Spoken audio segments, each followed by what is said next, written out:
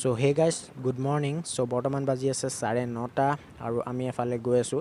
So এইটো হৈছে মোৰ ফাৰ্ষ্ট ব্লগ আৰু ক'ত গৈছোঁ কিয় গৈছোঁ এই বিষয়ে মই ৰাস্তাত কৈ যাম। সো প্ৰথমতে আমি গৈ তেলটো ভৰাই লওঁ বাইকখনত, তাৰপাছত বাকী কথাবিলাক পাতি গৈ থাকিম। বৰ্তমান বাইকখনত তেল ভৰোৱা হৈ গ'ল। সো বৰ্তমান আমি গৈ আছোঁ নাজিৰালৈ। কিয় গৈছোঁ সেইটো কোৱাৰ আগতে মোৰ ইন্ট্ৰডাকশ্যনটো দি দিব বিচাৰোঁ।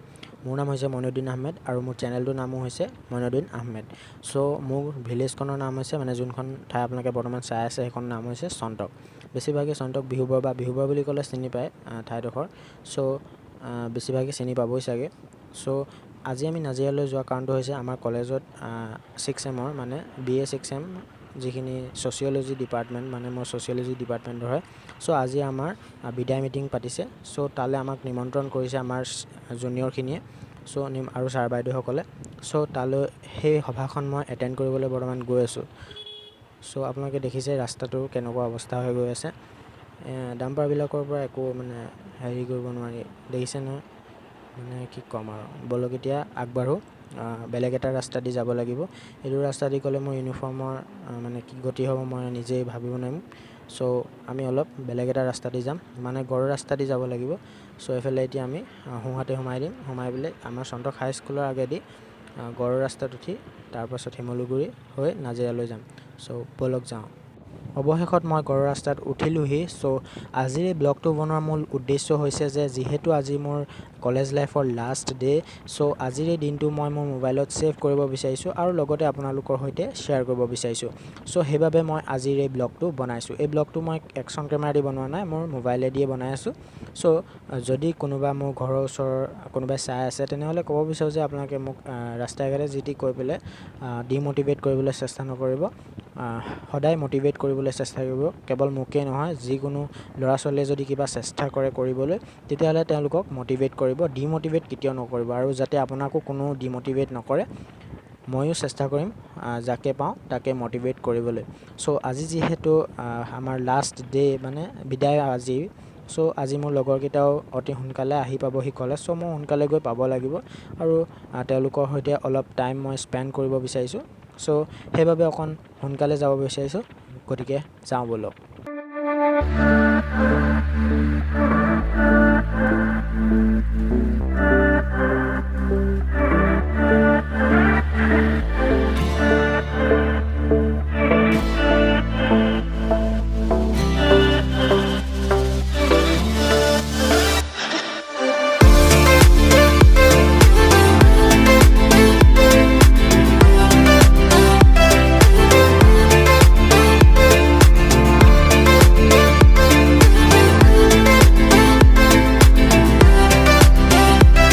সো বন্ধুসকল, বৰ্তমান আহি পালোহি শিমলুগুৰি। সো এইডোখৰ হৈছে শিমলুগুৰি বজাৰ তিনিআলি। তাৰপৰা পোনে যাম আৰু সোঁহাতে সোমাই দিলে আপোনালোকে পাব শিমলুগুৰি ৰেলৱে ষ্টেচন। সো আজি যিহেতু বতৰটো বহুত ভাল কৰিছে, ৰ'দ চ'দ ওলাইছে, বহু দিনৰ পৰা বৰষুণেই দি আছিলে, বৰষুণকৈ গৈ আছে।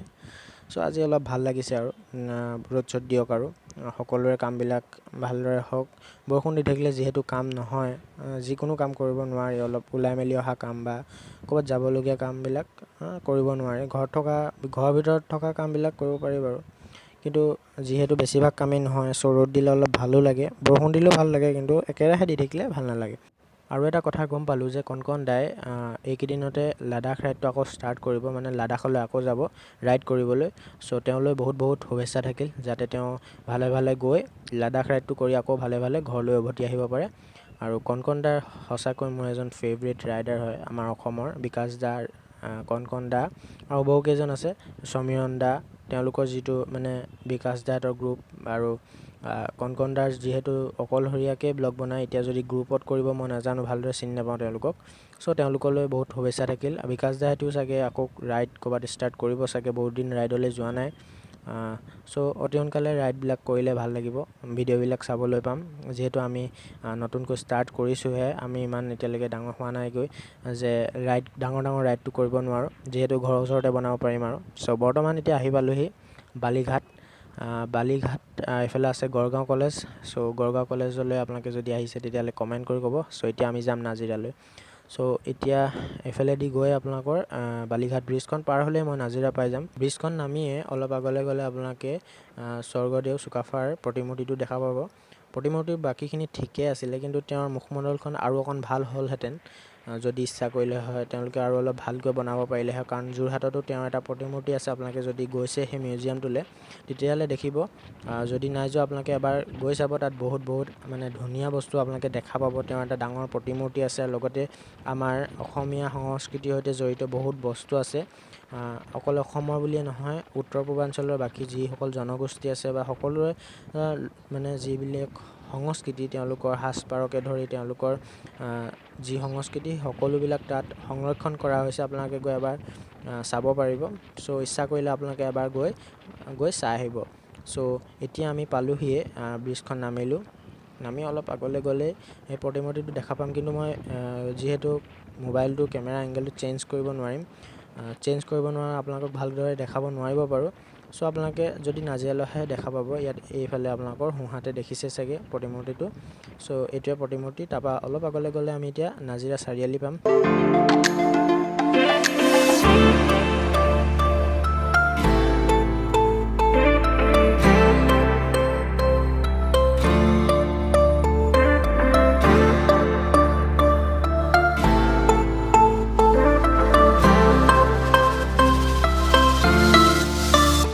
এতিয়া পালোহিয়ে নাজিৰা কলেজখন। এই তিনিআলি দি আমি বাওঁহাতে সোমাই দিলে নাজিৰা কলেজখন অকণমান আগতে পাই যাম।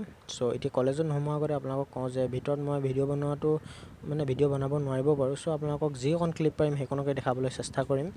চ' এতিয়া কলেজত সোমাওঁ। এখন হৈছে আমাৰ নাজিৰা কলেজ। আপোনালোকে কেতিয়াবা আহিব আমাৰ কলেজলৈ। চ' এতিয়া বাইকখন পাৰ্ক কৰি পেলাই মানে সভাখন এটেণ্ড কৰোঁগৈ, আৰু এতিয়া আপোনালোকে সেই যি অকণ ক্লিপ পাইছোঁ সেইকণকে আপোনালোকক দেখাব বিচাৰিছোঁ, আপোনালোকে চাওক। यादों के पुराने एल्बम में छुपा के रखे हैं हमने वो दिन,